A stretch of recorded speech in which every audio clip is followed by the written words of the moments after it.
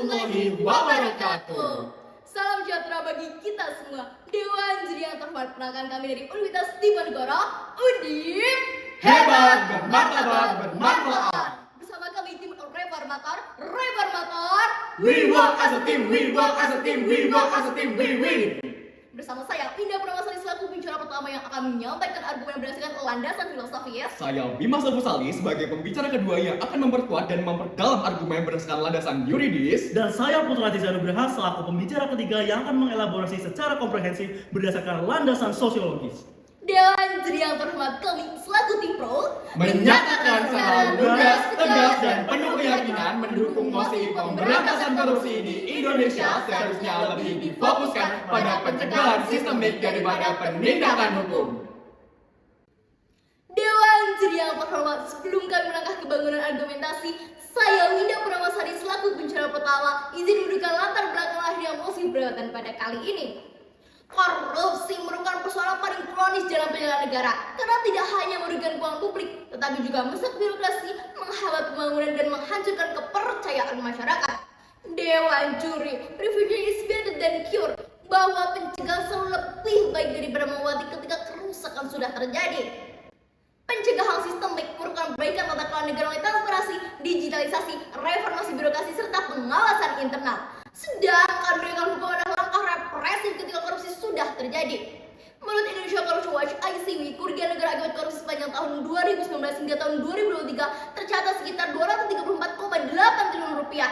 Namun hanya sekitar 32,8 triliun rupiah saja yang berhasil dikembalikan ke kas negara. Sangat disayangkan Dewan Juri.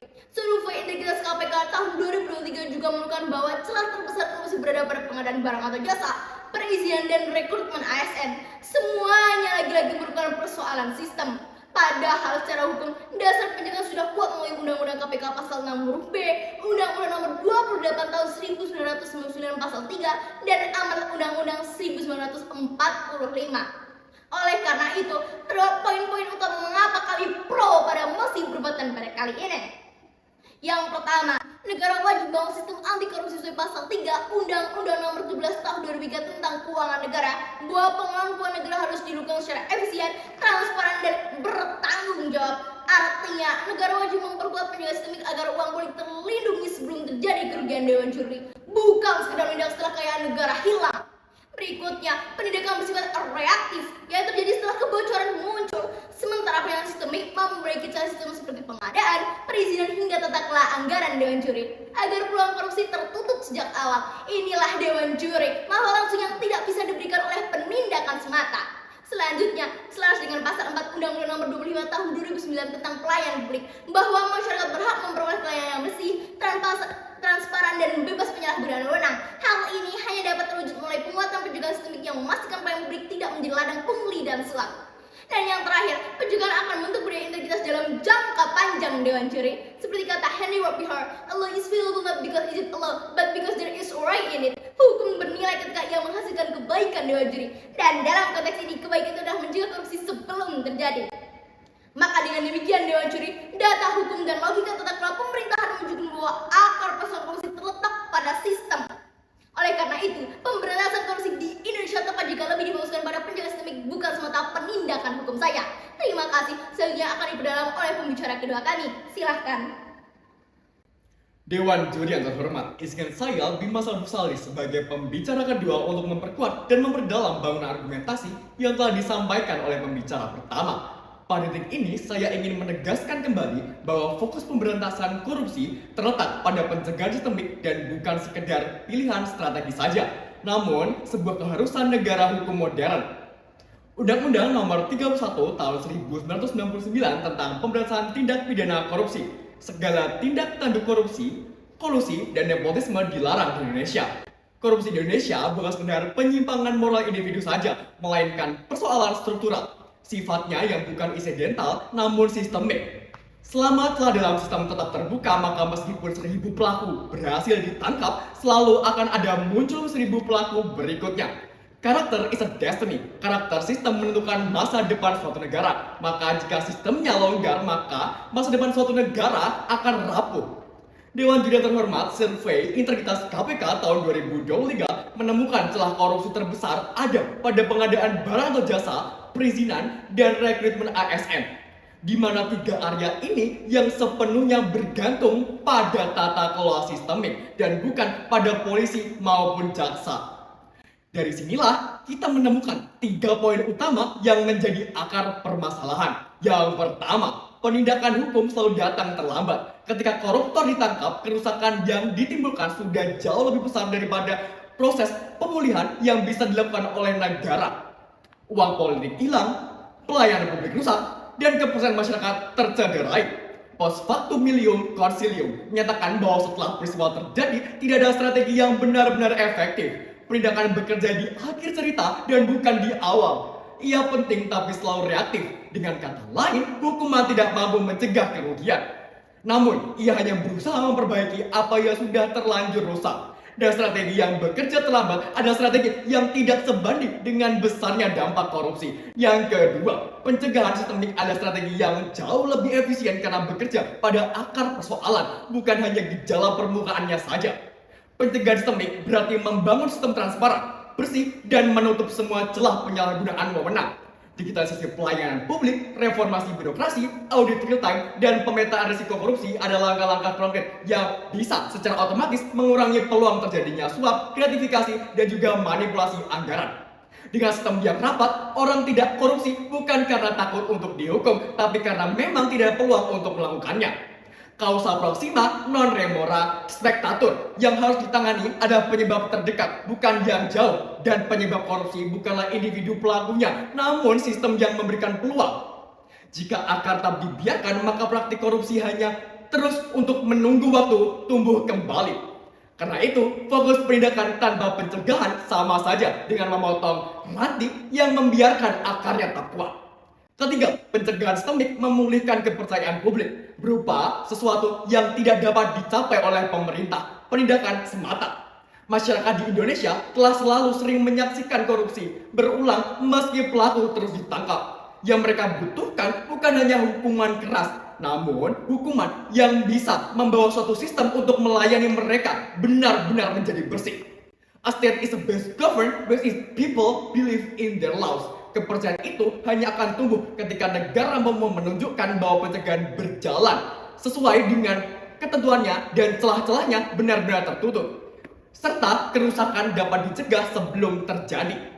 Pencegahan bukan hanya tindakan teknik, namun suatu tindakan moral sebagai bentuk bahwa negara melindungi warganya dari kerugian yang tidak seharusnya terjadi.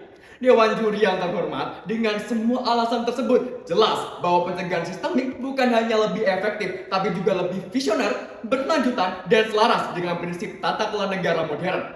Sesuai dengan Undang-Undang Dasar 1945 Pasal 23 menjelaskan bahwa negara harus dikelola dengan tertib, efisien, dan bertanggung jawab.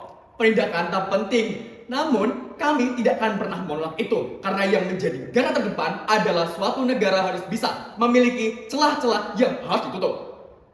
Negara mencegah jauh lebih kuat daripada negara yang hanya bisa menghukum. Maka dari itu, kami berdiri teguh mendukung mosi bahwa pemberantasan korupsi harus lebih difokuskan pada pencegahan sistemik. Bukan karena penindakan tidak penting, tetapi karena pencegahan adalah satu-satunya jalan yang mampu memutus rantai korupsi hingga ke akar-akarnya. Dan selanjutnya, pembicara ketiga akan memberikan argumentasi dan kesimpulan. Dewan Juri yang terhormat, izinkan saya mengajak kita merenung sejenak. Mengapa korupsi terus terjadi meski hukuman diperketat? Mengapa pelaku ditangkap namun praktiknya tidak pernah benar-benar berhenti? Dewan Juri, pertanyaan-pertanyaan ini yang membawa kita pada kesimpulan penting bahwa korupsi tidak akan selesai jika kita hanya mengandalkan penindakan hukum. Sebab akar sistemiknya tetap tumbuh selama celah-celah dalam sistem dibiarkan terbuka. Saya, Putra Ceza Nugraha, selaku pembicara ketiga tim pro, ingin menegaskan kembali secara sosiologis mengenai argumentasi yang telah diberikan oleh rekan-rekan saya. Dewan Juri, korupsi bertahan bukan karena hukuman kurang keras, tetapi karena budaya, kebiasaan, dan sistem sosial yang masih memberi ruang bagi praktik tersebut untuk dianggap wajar. Penindakan hanya menyasar individu, sementara pencegahan sistemik mengubah lingkungan sosial tempat korupsi hidup. Mulai dari transparansi pelayanan publik, digitalisasi birokrasi, hingga pembiasaan budaya anti pungli.